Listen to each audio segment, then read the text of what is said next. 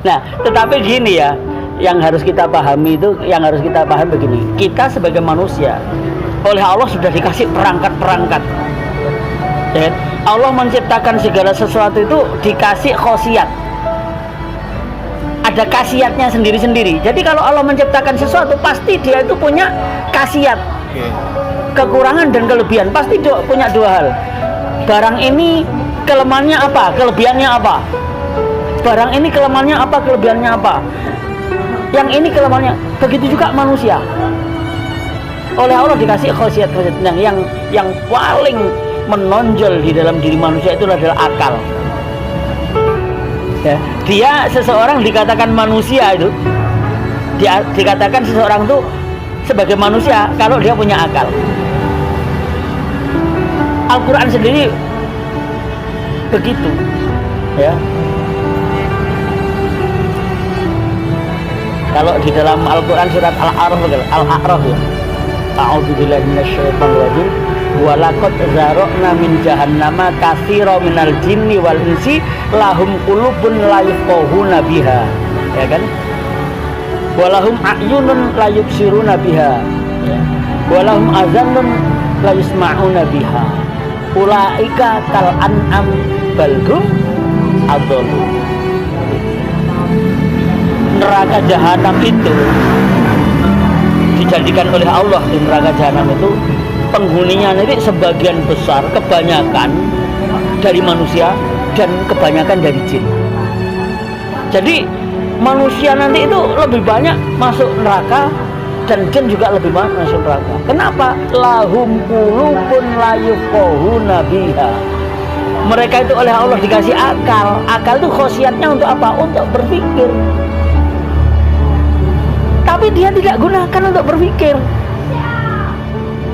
Walahum a'yunun, dan dia dikasih mata, ya, layub siruna biha, tapi tidak digunakan untuk melihat. Walahum azanun, dia dikasih telinga, layusma'una biha, tapi tidak digunakan untuk mendengar. Ulaika, mereka itulah kal an'am, seperti binatang ternak, balhum adolun, bahkan jauh lebih rendah daripada binatang. Jadi setiap manusia dikasih akal. Kita dikasih mata, punya khosiat melihat. Kita kasih telinga, punya khosiat mendengar. Kita dikasih tangan, punya khosiat untuk memegang. Jadi kalau kita dikasih khosiat tangan untuk memegang, gunakan tanganmu untuk memegang. Jadi kalau minum ya pegang dulu seperti ini, terus begini. Nggak disosor kayak bebek. Kayak bebek ini. Oh, dia dikasih tangan untuk memegang. Nah, pada fitrah yang seperti ini, berarti kita disuruh memanfaatkan segala potensi yang diberikan oleh Allah kepada kita tadi, digunakan untuk sesuatu yang menurut manusia bisa, yang manusia masih bisa melakukan. Jadi lakukan yang bisa menaikkan. Misalnya ya, ini ada kopi. Kalau kamu tahu ini kopi, ya, dan ini rezekimu, ambillah dan minumlah. Rezeki kita, karena kita punya tangan. Tapi kalau kamu diam sini, golek rezeki kan mlebu-mlebu nang mulut saya sendiri kan, enggak akan. Iya kan? Artinya kita kan harus tetap bekerja itu.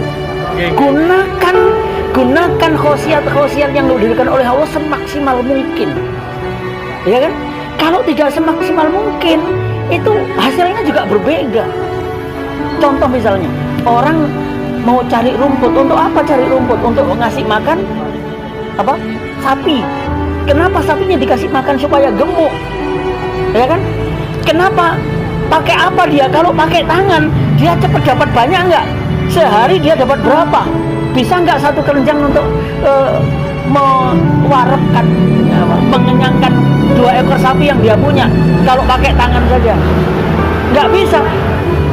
Gunakan, nggak bisa. Kalau nggak bisa, gunakan akalmu supaya bisa cepet. Pakai apa? Dia cari sabit, cari alat pemotong, ya kan? Lebih cepat. Dia bisa kerja yang lain lagi setelah ngarit kan.